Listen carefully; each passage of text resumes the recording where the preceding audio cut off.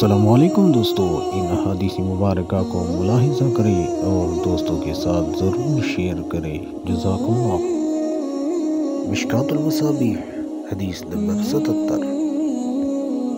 حضرت عثمان بن ابی عاص رضی اللہ تعالیٰ عنہ بیان کرتے ہیں، میں نے عرض کیا، اللہ کے رسول صلی اللہ علیہ وسلم، بے شک شیطان میری نماز اور میری قرت کے درمیان حائل ہو جاتا ہے اور وہ نماز کو مجھ پر ملتبس کر دیتا ہے۔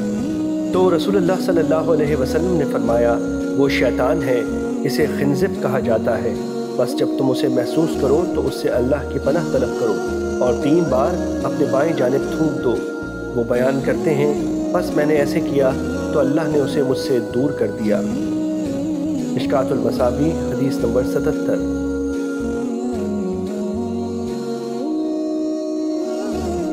مشکوٰۃ المصابیح، حدیث نمبر 79۔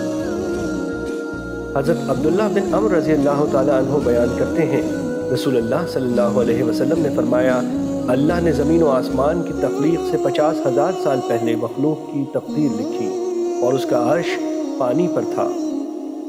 مشکوٰۃ المصابیح، حدیث نمبر 79۔ مشکوٰۃ المصابیح، حدیث نمبر 80۔